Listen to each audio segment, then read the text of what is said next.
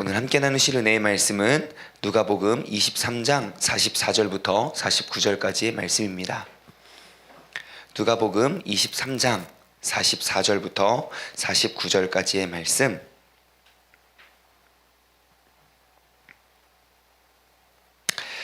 신약성경 누가복음 23장 44절부터 49절까지의 말씀입니다. 우리 한 절 한 절 교독하도록 하겠습니다. 때가 제6시쯤 되어 해가 빛을 잃고 온 땅에 어둠이 임하여 제9시까지 계속하며 예수님께서 큰 소리로 불러 이르시되 아버지 내 영혼을 아버지의 손에 부탁하나이다 하고 이 말씀을 하신 후 숨지시니라.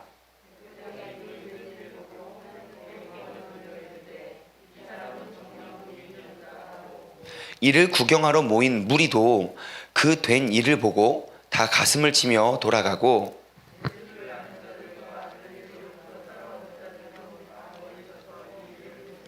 아멘, 아멘, 아멘, 아멘. 네, 오늘도 이렇게 또 함께 은혜 받게 되어서 너무너무 반갑습니다. 우리 앞뒤 좌우 반갑게 인사하겠습니다. 할렐루야, 반갑습니다. 함께 은혜 받게 되어서 너무너무 기쁘고 행복합니다. 네, 지금 영상을 통해서 예배 드리시는 분들도 이렇게 토닥토닥 해주세요. 참 잘했다, 잘했다, 참 잘했다.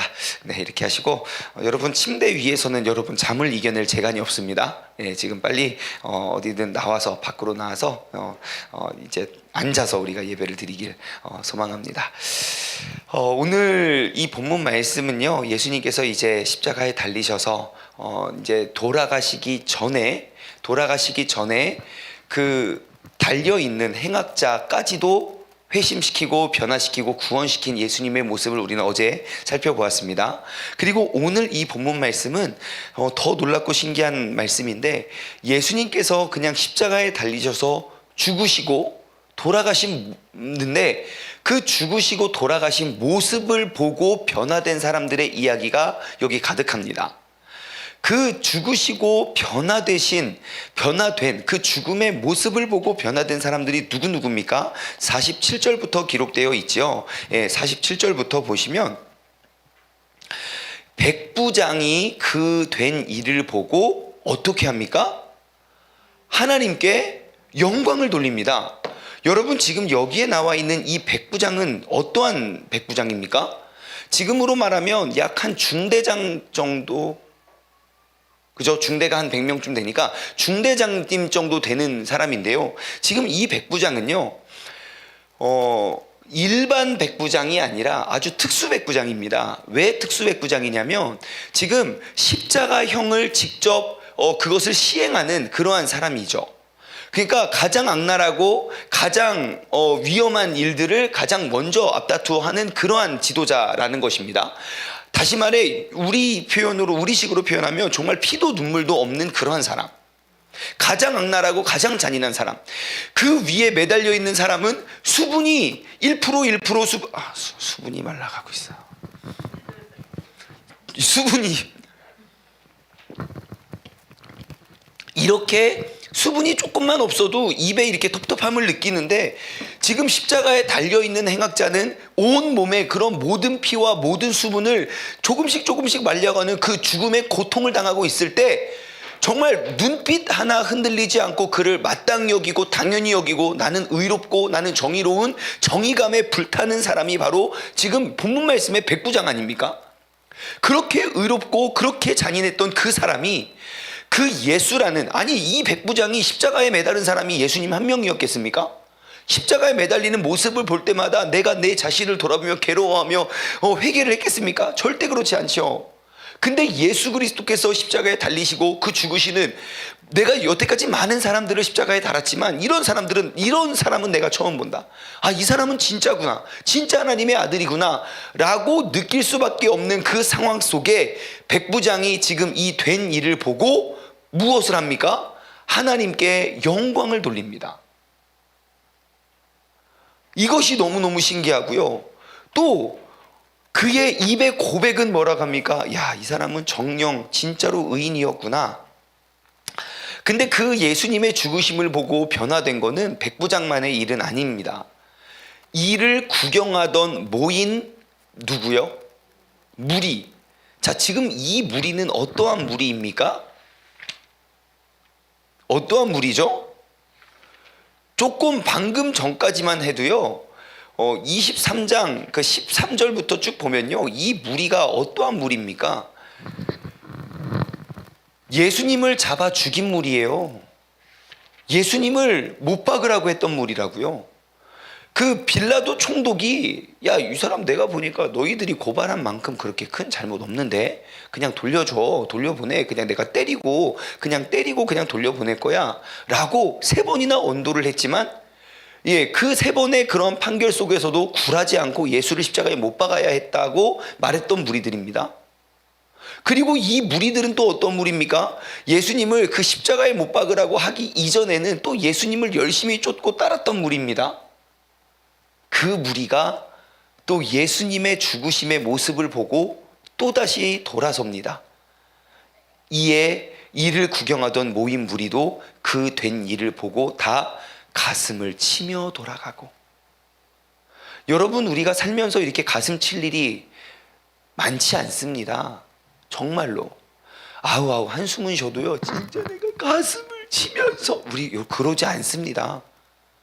근데 이 무리가 가슴을 치게 만든 건 이들이 십자가에 매달았던 그 예수 그리스도가 진짜였음을 우리는 알 수 있죠.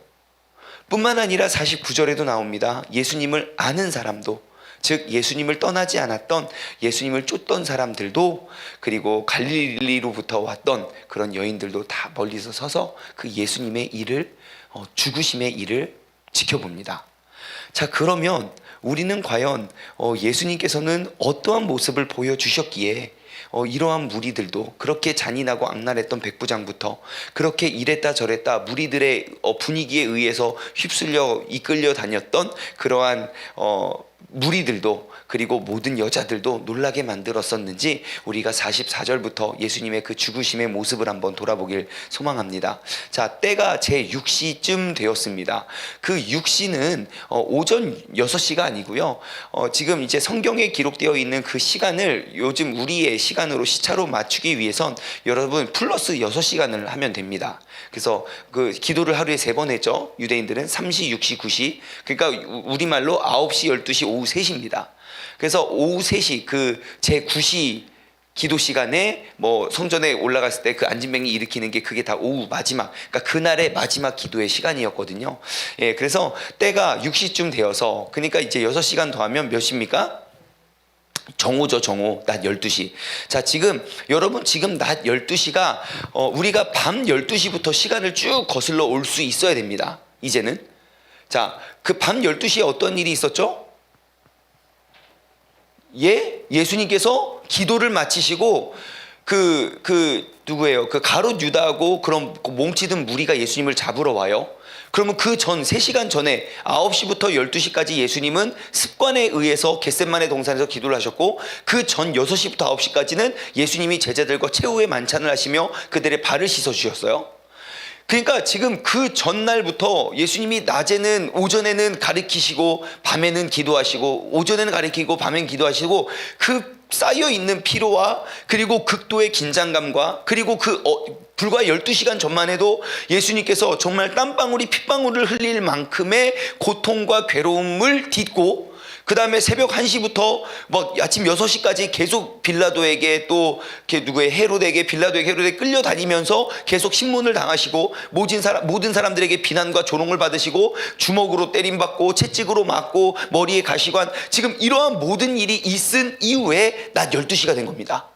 자, 낮 12시가 되었는데, 자, 지금 본문 말씀 44절에는 그 시간을 말해주고요, 그 다음에 그러한 그 시간에 일어난 증상, 그 현상을 이야기하고 있는데, 낮 12시가 되어서, 그러니까 해가, 낮 12시가 언제입니까? 해가 가장 높은 곳에, 가장 중천에 떠 있을 그 시간에 무엇을 말하고 있습니까?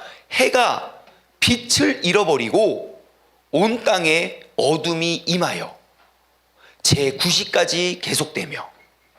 자, 보십시오. 해가 빛을 잃고 온 땅에 어둠이 임하여. 여러분, 해가 빛을 잃으면 온 땅에 어둠이 임합니다. 그때가 제6시든 그때가 제9시든 해가 빛을 비춰야 할 때 해가 빛을 비추지 못하면 어두움이 그 안에 가득합니다. 여러분, 내가 빛을 비춰야 할 때에 빛을 비춰야 할 장소에 내가 그 빛이 되지 못하면 나 역시도 내가 비추어야 할 그곳 역시도 어두움이 임하게 된다는 것입니다. 여러분, 이것을 우리의 영적인 시각으로 접근해 볼까요? 여러분, 내가 영적인 낮 12시는 언제입니까? 아마 이렇게 예배 드리는 시간 아닐까요? 우리가 주일이든 아니면 신앙생활을 가장 열심히 하든 내가 가장 이렇게 즐겁고 재미있게 이렇게 믿음 생활 할 때가 내가 영적인 낮 12시 아닙니까? 근데 그 12시에 내가 빛을 잃어버리면 온 땅의 어두움을 비출 수 있대요. 다시 말해, 내 영적인 그 낮 시간, 가장 즐겁고 가장 행복하고 가장 열심히 하던 그 시간에도 영광의 빛을 잃어버리면 우리는 어둠 가운데 헤맬 수 있다는 사실입니다. 그러면 우리가 내가 12시가 되었을지라도 우리는 더욱더 큰 영광의 빛을 늘 바라고 사모해야 된다는 겁니다. 내가 낮 12시가 되어도 빛을 잃어버리면 나와 우리의 모인 무리 가운데 온 땅에 어둠이 임하는 것처럼 여러분, 내가 어디에 있다고 안전할 수 있는 안전지대는 없습니다. 사단은 에덴 동산에서 아담을 넘어뜨렸거든요. 사망의 음침한 골짜기에서 아담을 넘어뜨린 게 아닙니다. 가장 아름답고 행복한 에덴의 동산에, 즉 인류 역사에 가장 밝고 가장 행복하고 가장 아름다웠던 그 12시에 빛을 잃어버리게 만드는 게 사단의 전략임을 언제나 기억하십시오. 내가 빛을 잃으면 내 삶에 어둠이 임한다. 시작. 네, 여러분, 주님께서는 우리에게 뭐라고 명령하십니까? 너희는 세상의 빛이고 세상의 소금이라고 명하셨어요. 오늘 하루를 살아가실 때도 내가 그 빛을 우리가 회복할 수 있는 그러한 빛 가운데 나아오시길 바랍니다. 뿐만 아니라 예수님께서도 보십시오. 지금 예수님이 죽으시는 모습이에요.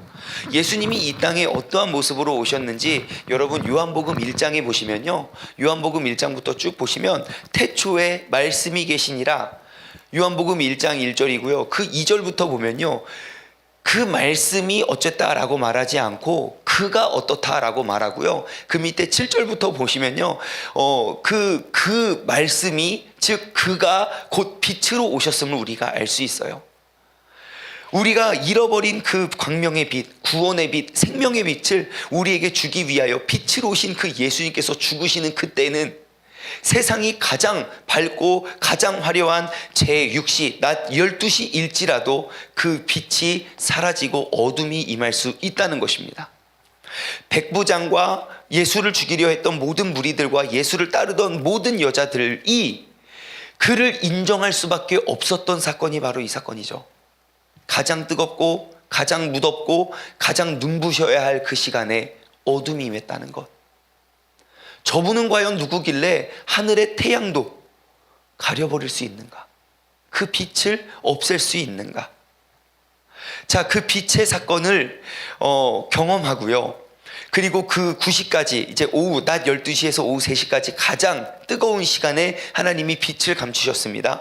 그리고 다른 성경 번역본들, 그러니까 이제 마태복음, 마가복음, 요한복음 이렇게 비교해서 보시면 그때 일어난 사건들에 대해서 더 많이 이제 표현을 하고 있는데, 마가는요 45절 말씀을 또 앞서 기록하십니다. 마태하고 마가는 예수님이 죽으신 다음에 성소의 휘장이 찢어졌다고 말하는데, 마가는요 이 사건을 조금 더 앞서서 이야기해요.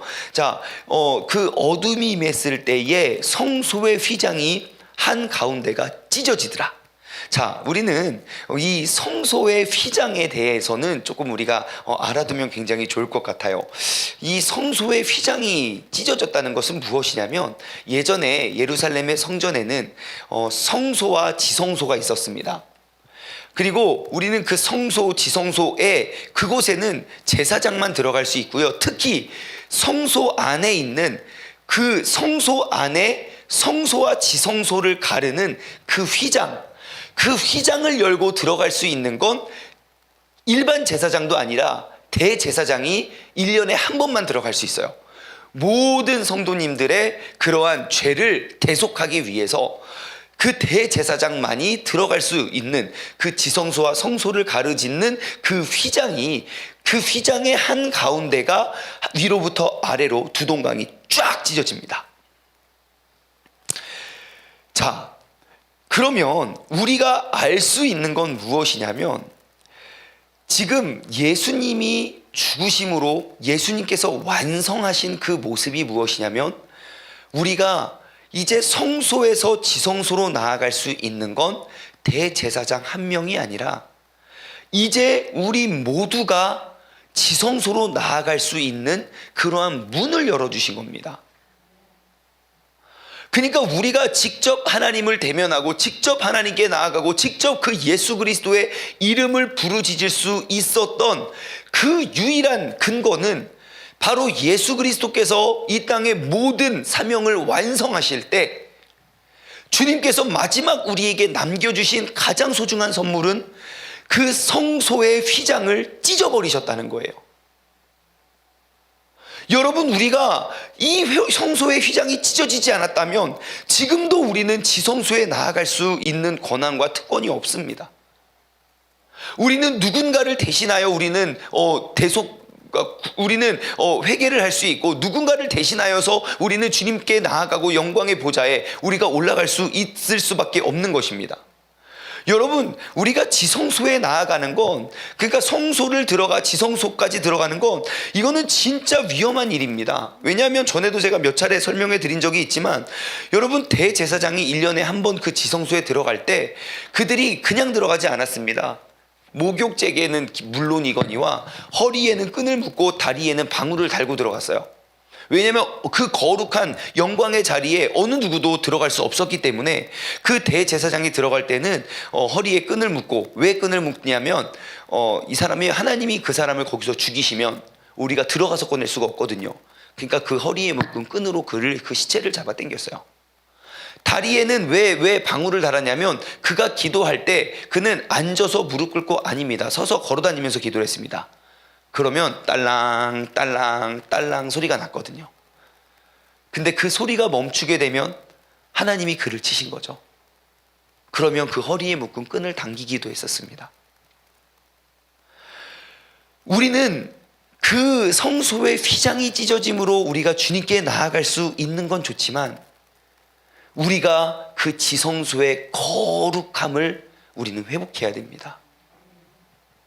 우리가 나아갈 수 있게 만들어주신 그 주님의 은혜를 기억하여서 내가 건방지게 나아와서는 안 된다는 것이죠.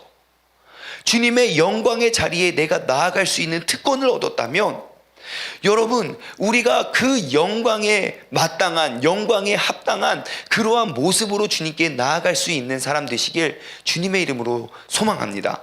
여러분, 오늘 하루를 사실 때에도 우리가 그 거룩한 성소에 나아가길 소망합니다. 그 주님 앞에 내가 바로 서고 주님의 말씀을 붙잡는 곳, 그 은혜와 속죄가 있는 곳, 그 주님의 임재를 경험할 수 있는 그 자리, 여러분의 삶의 그 지성소에 들어갈 수 있는 그런 복된 하루가 되길 소망합니다. 46절 한 가지만 더 살펴보고 오늘 말씀을 맺기를 원하는데요. 예수님께서 이제 큰 소리를 부르짖으면서, 이제 가상칠언이라고 하죠. 예수님께서 십자가에 달리셔서 죽기 전까지 딱 7개의 말씀을 하시는데, 그 7가지의 말씀, 그 가상칠언의 마지막 대목입니다.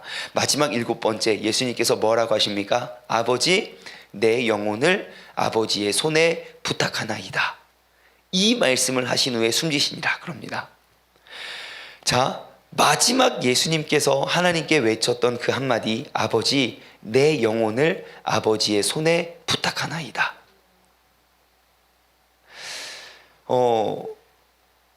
여러분, 이거 저 묵상하는데 이 생각 떠오르더라고요. 아버지, 내 영혼을 아버지의 손에 부탁하나이다. 예수님이 12시간 전에 기도하실 때 뭐라고 하셨죠? 아버지, 이 잔을 내게서 옮기시옵소서. 하지만 내 뜻이 아니라 아버지의 뜻대로 행하길 원하나이다. 예수님의 마지막 기도도 나의 뜻을 아버지에게 맡기는 거였고, 예수님의 마지막 죽으심의 모습도 나의 영혼을 아버지에게 맡기는 거였어요. 내가 이루는 게 아니라, 나도 능력 많지만 내 모든 것들을 아버지에게 맡긴대요. 이게 무언가라고 봤더니 지금 이 예수 그리스도의 삶의 주인이 누구인지를 명확하게 보여주더라고요. 주인이 하나님이 됐다가 내가 됐다가 하나님이 됐다가 내가 됐다가가 아니라, 나의 모든 것은 내 것이 아니라 오직 아버지의 것임을 예수님은 마지막 죽는 그 순간까지 우리에게 보여주셨다는 겁니다. 여러분, 오늘 우리가 다시 한번 돌아보고 점검하길 원합니다. 내 삶의 진짜 주인은 누구인가? 나는 시작부터 마지막까지 그 모든 순간을 아버지에게 의탁하고 맡길 수 있는가? 오늘 나의 고백은, 우리의 고백은 내가 숨을 거두는 그 순간까지 나는 하나님의 자녀로서 그 주인 되시고 왕 되시는 그 하나님의 종으로서 내가 살아가고 있는가? 여러분, 이 시간 우리의 주인이 누구인지 다시 한번 돌아보고 점검하길 소망합니다. 여러분, 하나님께서 우리에게 허락하고 명령하신, 우리가 지금 수요일날 구약성경 같이 공부하고 있잖아요. 캐스켓. 시내산에서 하나님이 우리에게 명령하신 그 많은 계명 중에 가장 아름다운 계명, 가장 그 핵심은 바로 10계명이고요. 그 10계명의 첫 번째, 두 번째 계명이 무엇입니까? 나만 섬기고 나만 유일한 신이고 너희의 눈 앞에는 나만 있어라 라는 것을 계속 강조하고 있잖아요. 여러분, 오늘 다시 한번 예수 그리스도께서 달리신 그 십자가를 기억하며 우리가 우리의 삶의 참 주인이 누구인지, 나의 삶의 참 주인, 나의 삶의 참 고백이 바로 오직 예수 그리스도 곧 하나님 아버지 앞에 우리가 엎드리고 나아갈 수 있는 그러한 믿음의 사람 되기를 주님의 이름으로 소망합니다. 우리의 모든 인생을 바칠 수 있을 만한 유일한 분, 그리고 우리의 모든 죄악을 씻으시고 고치실 분, 심지어 우리의 죽음까지도 회복시켜 구원의 생명으로 우리를 인도하시는 그분께 우리의 삶을 내어 맡기고 의탁하여 우리가 주님께 더욱더 큰 영광이고, 오늘 하루를 살아가는 동안 주님, 나의 영혼을 아버지의 손에게 부탁합니다. 주님, 나의 마음을 주님의 손에 내어 맡깁니다. 주님, 오늘 하루 나의 시간을 주님께 내어 맡깁니다. 항상 그 주님의 앞에, 그 십자가 앞에 우리가 바로 설 수 있는 믿음의 자녀 되시길 주님의 이름으로 소망합니다. 함께 기도하겠습니다. 하나님 아버지, 감사합니다.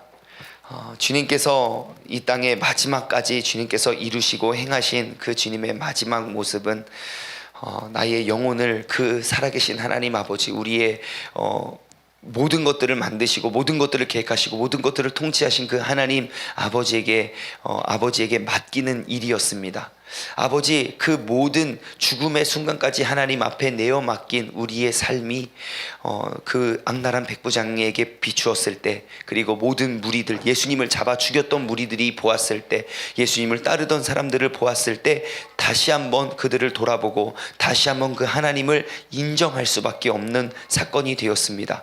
아버지 하나님, 오늘 나의 마음의, 나의 믿음의 상태가 그 예수를 잡아 죽인 백부장의 상태일지라도, 아니면 내가 그 예수님을 선동하여, 무리를 선동하여 예수님을 잡아 죽였던 그러한 무리일지라도, 혹은 내가 예수님을 따르고 멀리서 지켜보던 그러한 여인들일지라도, 나의 믿음의 상태가 어떠하든지 간에 내가 십자가에 달려서 그 죽음 앞에 서신 그 예수님의 모습을 바라보며 우리가 회개하고 하나님께 영광을 돌려낼 수 있는 그러한 믿음의 주인공 되게 하여 주시옵소서. 아버지 하나님, 오늘 우리의 삶을, 오늘 우리의 하루를 주님의 영광을 위해 우리가 내어 맡기오니, 아버지 하나님, 주님께서 보시기에는 부족하고 내가 나를 생각해도 연약하지만 나의 이 연약한 이 작은 고백을 통하여 아버지 하나님의 영광의 주인공으로 주님께서 새롭게 빚어 주시옵소서. 감사드리며 이 모든 말씀 말씀 살아계신 예수 그리스도의 이름으로 기도드리옵나이다.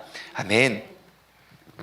다 같이 두 손을 번쩍 들고 우리 주님의 이름을 세 번 힘차게 부르짖고 합심하며 기도할 때 여러분 내 인생의 가장 밝은 그때에 우리가 주님 앞에 엎드리고 주님 앞에 설 수 있는 우리 모두가 되길 소망합니다. 기도하겠습니다. 주여 주여